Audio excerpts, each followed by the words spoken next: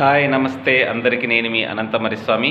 ఈరోజు ఒక అద్భుతమైన కథతో మీ ముందుకు వచ్చాను. మన ఛానల్ ఇంకా సబ్స్క్రైబ్ చేయకపోతే లైక్ చేయండి, షేర్ చేయండి, సబ్స్క్రైబ్ చేయండి. Thank you so much. కథ ఏంటంటే సముద్ర పొడ్డున ఒక పిచ్చుక గుడ్లు పెడుతుందన్నమాట. ఒకరోజు సముద్రం అలలు వచ్చి గుడ్లను తీసుకుని లోపలికి తీసుకెళ్తుంది. సో పిచ్చుక బాధపడి సముద్రాన్ని అడుగుతుంది, నా గుడ్లు నాకు ఇచ్చేయి, నా పిల్లలు నాకు ఇచ్చేయని ఎంతో బాధతో అడుగుతుందన్నమాట.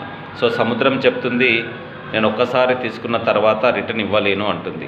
సో చుట్టూ జంతువులు పక్షులు చూస్తూ ఉంటాయి. ఎంతో ప్రాధేయపడి చిన్న పిచ్చుక బాధతో అల్లాడిపోతుంది.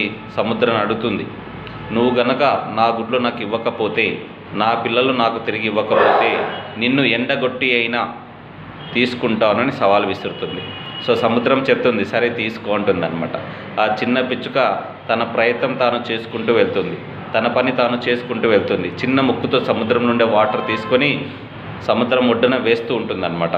కొన్ని పక్షులు నవ్వుతాయి, కొన్ని జంతువులు బాధపడతాయి, కొన్ని జంతువులు చూస్తూ ఉండిపోతాయి.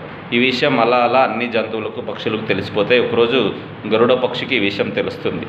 సో గరుడ పక్షి వస్తూ సముద్రాన్ని అడుగుతుందన్నమాట, ఎందుకు తను బాధ పెడతావు, తన గుడ్లు తనకి ఇచ్చేయకూడదు అంటుంది. సముద్రం చెప్తుంది, ఒకసారి నేను తీసుకున్న తర్వాత నా గర్భంలో కలిసిపోయిన తర్వాత ఏది ఇవ్వలేను అంటుంది. సముద్రం ఏం చెప్తుందంటే, నువ్వు ఇవ్వకపోతే ఆ పిచ్చుక ప్లేస్లో నేను వచ్చి నిన్ను ఎండగొట్టి ఒక్కసారిగా ఎండగొట్టి తన గుడ్లు తనకి ఇచ్చేస్తానని సవాల్ విసురుతుంది. అప్పుడు సముద్రం చెప్తుంది, సారీ, తన గుడ్లు తనకి ఇచ్చేస్తానని పిచ్చుకకు తన గుడ్లు తనకి ఇచ్చేస్తుంది. పిచ్చుక చాలా సంతోషపడుతుంది అనమాట. దీన్ని బట్టి నువ్వేం అర్థం చేసుకోవాలంటే, నీ పని నువ్వు చేసుకుంటూ పోవాలి, నీ బెస్ట్ ఫైట్ నువ్వు చేయాలి. భగవంతుడు కూడా వచ్చి నీతో పాటు ఫైట్ చేస్తాడు ఫ్రెండ్స్, అవునా కదా? నీ పని నువ్వు చేసుకుంటూ పోతే భగవంతుడు కూడా వచ్చి నీతో పాటు సహాయం చేస్తాడు అనే నీతి దీన్ని బట్టి నువ్వు తెలుసుకోవాలి. ఇది నిజంగా భగవద్గీతలో ఉన్న కథ ఫ్రెండ్స్. ఓకే, మీకు నచ్చిందంటే లైక్ చేయండి, షేర్ చేయండి, సబ్స్క్రైబ్ చేయండి. ఇలాంటి ఎన్నో కథలతో మీ ముందుకు వస్తూ ఉంటాను. నువ్వు ఏదైనా సాధించాలంటే దృఢ సంకల్పం ఉండాలి, ఏకాగ్రత ఉండాలి, ఫోకస్ ఉండాలి. నువ్వు అనుకున్న పనులు నీ కాళ్ళ దగ్గరికి వస్తాయి ఫ్రెండ్స్. చెమట చుక్క చిందిస్తేనే మన చరిత్ర రాయగలం. మీరు అనుకున్నది సాధించాలంటే నీపైన నీకు నమ్మకం ఉండాలి. ట్రస్ట్ యువర్ సెల్ఫ్ అంటాడు Swami Vivekananda. Believe yourself. నీ ముందు ఏది లేదు, నీ వెనక ఏది లేదు, మొత్తం నీలోనే ఉంది.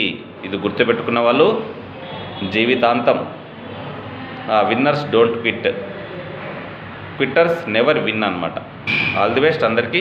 Thank you so much. మీ అనంతమరి స్వామి.